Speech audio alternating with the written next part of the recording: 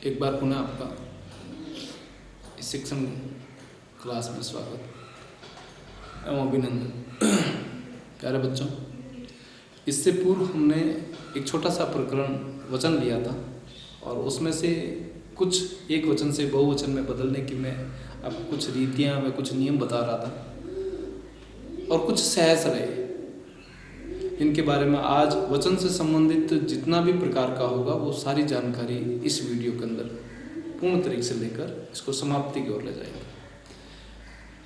मैंने सबसे पहले आपको वचन के बारे में बताया। वचन का अभिप्राय है संख्या, यानी जिसमें एक या एक से अनेक का जहाँ पर बोध हो उसको वचन कहते हैं।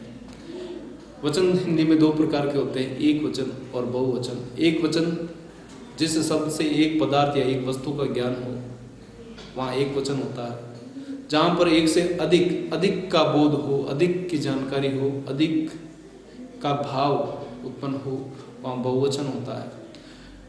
मैंने एक वचन से बहुवचन बनाने की कुछ रीतियाँ व कुछ नियम आपको सुझाए थे, बताए भी थे।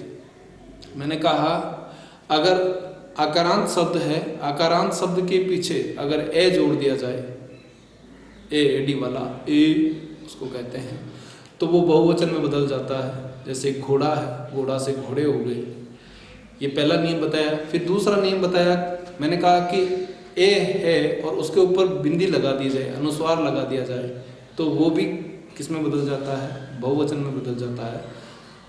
चाहे वो स्त्रीलिंग हो चाहे वो पुल्लिंग हो।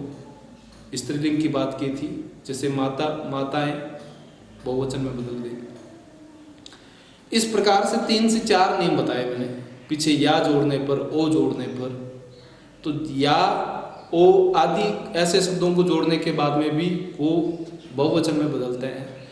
लेकिन अभी वचन पूरा नहीं हुआ, लेकिन अब थोड़ी बहुत हम जानकारी लेंगे कि कई बार कुछ शब्दों को जोड़ने से, वो शब्द जोड़ते ही वो ऐसे हमें प्रतीत होगा कि ये बहुवचन हो गया। आज हम उसी से संबंधित आगे की जानकारी करेंगे।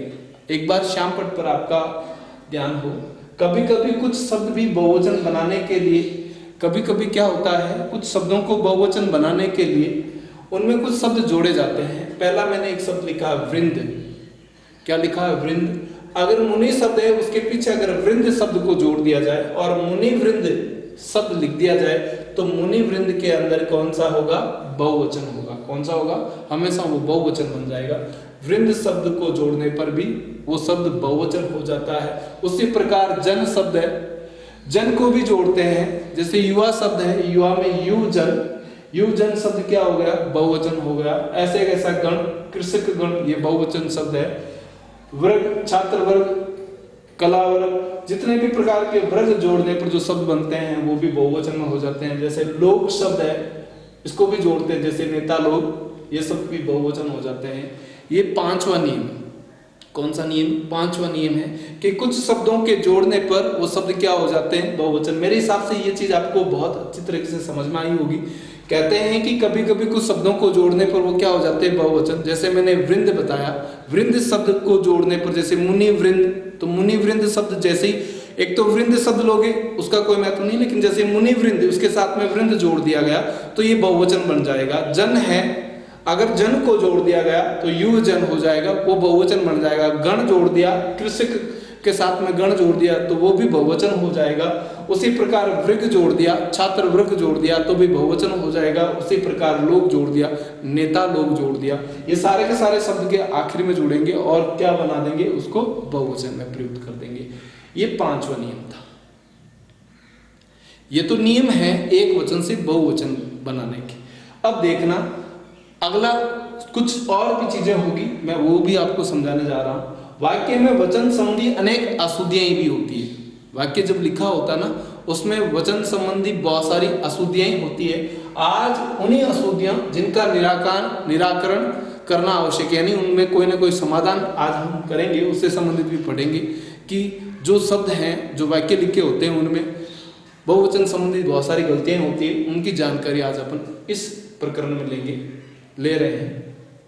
देखिए, मैं कुछ शब्दों का बोलता हूँ, कुछ शब्दों का उच्चारण कर रहा हूँ, वो शब्द हमेशा ऐसे देखा जाए कि वो एक वचन में है, लेकिन वो हमेशा बहुवचन में गिने जाते हैं।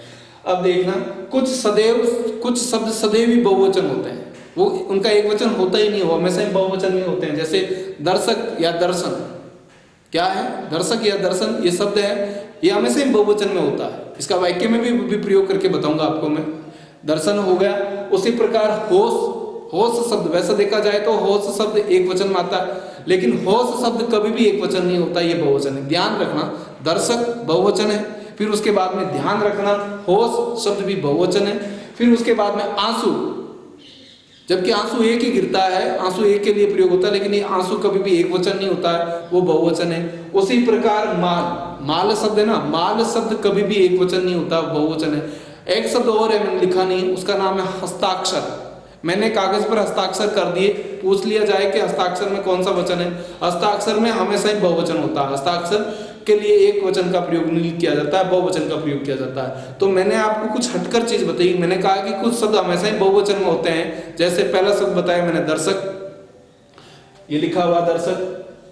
फिर दूसरा शब्द मैंने बताया होश, ये भी बहुवचन है। तीसरा शब्द बताया आंसू, ये भी बहुवचन है। चौथा शब्द बताया मैंने बाल, ये भी बाल, और पांचवा शब्द बताया मैंने हस्ताक्षर। हस्ताक्षर भी हमेशा क्या होता है, बहुवचन होता है।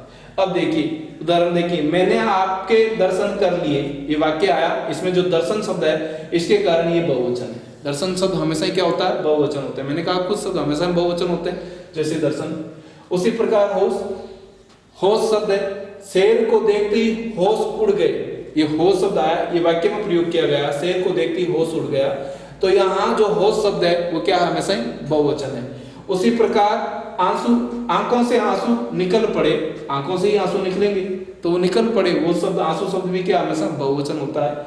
उसी प्रकार बाल आ गए, मैंने बाल कटा लिए, बाल शब्द हमेशा ही बहुवचन होता है, इसका शब्द का प्रयोग भी होता है। एक शब्द और बताया मैंने आपको, हस्ताक्षर, क्या लिखा है, हस्ताक्षर, ये शब्द भी बहुवचन है।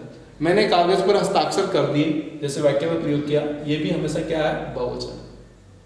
तो कुछ शब्द मैं पूरी गहराई में बताऊंगा तो पूरा प्रकरण नहीं होगा, लेकिन इनके ऊपरी भाग बताने जा रहा हूं। उसी प्रकार कुछ शब्द दिखते बहुवचन है लेकिन होते एक वचन है। जैसे ये दिखते एक वचन है, होते बहुवचन है। उसी प्रकार कुछ शब्द हमेशा ही एक वचन में ही होते हैं। जैसे पहला शब्द है माल, मैंने गलती से इसको बहुवचन बना दिया था, लेकिन गलती से ये माल शब्द एक वचन होता है, ध्यान रखना। माल लुट गया, माल था, सामान था, वो लुट गया, ये एक वचन का प्रयोग हुआ। माल शब्द हमेशा ही माल शब्द में एक वचन होता है। उसी प्रकार जनता, अब देखिए वैसे देखा जाए तो जनता, बहुत सारी जनता होती है, भीड़ का संबोधन करती है, लेकिन जनता शब्द एक वचन है। जनता भूल गई, एक वचन का प्रयोग हुआ। उसी प्रकार सामान शब्द है, वैसे देखा जाए बहुत सारा सामान होता है, लेकिन सामान शब्द में एक वचन है।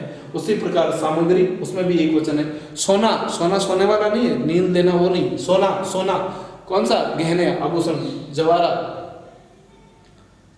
सोना, सोने के भाव कम हो गए, यहाँ पर भी सोना शब्द है, वैसे देखा जाए तो ये बहुवचन होता है, लेकिन ये भी एक वचन है। तो मैंने कुछ शब्द बताए, जैसे माल शब्द है, इसमें दिखता बहुवचन है लेकिन एक वचन है। माल के बाद में मैंने और बताया आपको, माल के बाद में बताया मैंने आपको सामान, सामान बहुवचन है, सॉरी एक वचन है। सामग्री एक वचन है। जनता, जनता भी एक वचन है, और सोना ये भी एक वचन है। इनका प्रयोग हमेशा एक वचन के लिए होता है। तो आपको वचन का थोड़ा बहुत ज्ञान हुआ होगा। अब देखिए एक चीज और आगे जोड़ के बता रहा हूं, आदरणीय जितने भी शब्द है, आदरणीय जितने भी शब्द है, उनके लिए आदरणीय शब्दों का जहां जिस वाक्य में प्रयोग होगा वो हमेशा ही बहुवचन में होते हैं। एक उदाहरण के तौर पे बता रहा हूं, मैंने लिखा आदरणीय व्यक्तियों के लिए बहुवचन का प्रयोग किया जाता है। जैसे पिताजी आ रहे हैं, यहाँ जो पिताजी शब्द है ना, इस पिताजी में बहुवचन है, पिताजी आ रहे हैं। मैंने कहा आदरणीय शब्द, माताजी, पिताजी कोई भी हो, उनके लिए क्या होगा, हमेशा ही बहुवचन होगा, बहुवचन का प्रयोग होता है। तुलसी श्रेष्ठ कवि थे, तुलसी श्रेष्ठ कवि थे, तुलसी शब्द के अंदर भी कौन सा है, बहुवचन है। आप क्या चाहते हैं, आप क्या चाहते हैं, ये भी आदर सूचक शब्द है। जहां पर आदरणीय सूचक शब्दों का प्रयोग होता है वो भी किसमें आता है, बहुवचन में आता है। फिर उसके बाद में देखिए एक और प्रकार की अशुद्धि आती है, कई बार हम प्रयोग करते हैं अनेकों शब्द का प्रयोग कहीं नहीं होता, अनेकों की जगह अनेक होता है। जैसे अनेकों शब्द का प्रयोग गलत होता है, लेकिन एक वचन, एक का बहुवचन अनेक ही है, अतः अनेकों का प्रयोग अशुद्ध है। एक वचन के लिए नहीं होता, बहुवचन के लिए होता। अनेकों शब्द बहुवचन, अनेक शब्द एक वचन नहीं है, वो भी बहुवचन है, लेकिन अनेकों शब्द होता ही नहीं है। जैसे एक वाक्य लिखा, वहां अनेकों लोग थे, ये वाक्य शुद्ध नहीं है, अशुद्ध है। और जबकि इस वाक्य को शुद्ध करने के लिए क्या करना पड़ेगा, वहां अनेक व्यक्ति थे। क्या थे? अनेक व्यक्ति थे। अनेकों शब्द का प्रयोग गलत है, अनेक शब्द का प्रयोग सही है। अब देखिए उसी प्रकार बाग में अनेकों वृक्ष थे, ये वाक्य अशुद्ध है, गलत है, अगर इसकी जगह अनेक शब्द का प्रयोग किया जाएगा। उसी प्रकार एकत्रित शब्द नहीं होता, एकत्र शब्द होता है, एकत्रित शब्द नहीं होता, कहीं पर भी प्रयोग किया जाता है, एकत्र शब्द है। ऐसे बहुत सारे शब्द हैं जिनका प्रयोग हम करते समय थोड़ी चूक कर जाते हैं। उसी प्रकार वचन से संबंधित जितनी जानकारी देनी थी मैंने आपको वो जानकारी दे दी है। मैंने कहा वचन का जब तक पहचान नहीं होगी हम पद परिचय को नहीं हल कर सकते हैं। कुछ शब्द कई बार कंपटीशन में भी पूछे जाते हैं, ऐसे वाक्य लिखे होते हैं अनेकों वृक्ष, जबकि अनेकों वृक्ष वाला वाक्य नहीं लिखा, वो गलत होता है, हम उसको सही कर लेते हैं कि नहीं अनेकों वृक्षों की बात की जा रही है, जबकि वहां अनेक शब्द का प्रयोग होता है, अनेकों शब्द का प्रयोग नहीं होता, वो अशुद्ध होता है। आदरणीय शब्द कोई भी होगा, चाहे तुलसीदास जी श्रेष्ठ हैं, पिताजी आ रहे हैं, आप हैं, स्वयं हैं, किसी आदरणीय सूचक शब्द होंगे, उन सब के लिए हमेशा बहुवचन का प्रयोग होता है, वो एक वचन नहीं होते हैं। बहुत बार बहुत ऐसे शब्द हैं जो बहुवचन की तरह लगते हैं, जैसे माल शब्द है बहुवचन लगता है लेकिन एक वचन है। जनता शब्द है आपको बहुवचन लगेगा लेकिन एक वचन है। उसी प्रकार सामग्री शब्द है वो आपको बहुवचन लगेगी लेकिन एक वचन है। सामान शब्द बहुवचन लगेगा वो एक वचन है। उसी प्रकार कुछ शब्द हमेशा एक वचन जैसे लगते हैं लेकिन वो भी बहुवचन होते हैं। जैसे दर्शक या दर्शन, तो दर्शन शब्द हमेशा बहुवचन होगा। फिर उसके बाद में बाल शब्द है, बाल शब्द हमेशा बहुवचन होगा। होश शब्द है बहुवचन होगा। आंसू शब्द है वो बहुवचन होगा। और हस्ताक्षर, वैसे एक वचन लगता है हस्ताक्षर, लेकिन हस्ताक्षर में भी बहुवचन होंगे। इस प्रकार इस प्रकरण के अंदर, वचन के अंदर जितने भी प्रकार के नियम उपनियम लगने थे, जितना भी प्रकार का प्रकरण में इसमें नियम उपनियम लगे होंगे, वो सारे नियम मैंने पूर्ण तरीके से बताने का प्रयास किया। वचन से संबंधित अब कोई भी प्रकार की चूक व्याकरण में नहीं रहेगी। जब भी आपको वचन के बारे में पूछा जाएगा, वचन से संबंधित आपको गलती करने का आपको मौका नहीं मिलेगा, गलती नहीं होगी आपसे। अब मेरा आपसे एक छोटा सा निवेदन है कि जब भी आप वीडियो को देखते हो या कक्ष को देखते हो, जो शिक्षण कार्य को देखते हो, थोड़ा सा ध्यान रखें कि इसमें सर का या जो भी बनाते हैं उनका उच्चारण क्या है, उच्चारण पर भी आपको ध्यान देना है। और कक्षा के अंदर विशेषकर जो श्याम पट पर कार्य किया जाता है उस पर भी आपको ध्यान देना है। मैंने कहा है कई बार हम पीडीएफ भेजते हैं, पीडीएफ के साथ में अगर उसका वीडियो आता है और उस वीडियो को अगर एक बार देख लिया जाए तो वो चीज़ें आपके लिए बहुत ज़्यादा सरल हो जाएगी। इसलिए आज मैंने आपके लिए वचन संबंधी जो प्रकरण था, एक पूर्व वीडियो और एक इस वीडियो में, दोनों में मिलाकर वचन से संबंधित जितनी भी प्रकार की जानकारी देनी थी मैंने पूर्ण तरीके से दी है। इसमें भी अगर कोई प्रकार की और चूक होगी या आपको वचन से संबंधित कोई भी परेशानी होगी, जब भी होगी आप मुझे डाउट्स के रूप में, जब उस वीडियो को डाउट्स के रूप में वापस पूछने का प्रयास करेंगे तो मैं आपको उस से संबंधित जितनी भी प्रकार की परेशानी होगी उनको हल करने का प्रयास करूंगा, दूर करने का प्रयास करूंगा। और मैं आपको एक ही बात कहता हूं, आत्मविश्वास को बनाए रखें, कोशिश करें, मेहनत करें। और मैं कहता हूं कभी भी कर्मों पर कि मेरे कर्म नहीं है, मेरी किस्मत नहीं है, किस्मत नहीं है, किस्मत को छोड़ें और कर्म को ध्यान रखें और कर्म करते रहें।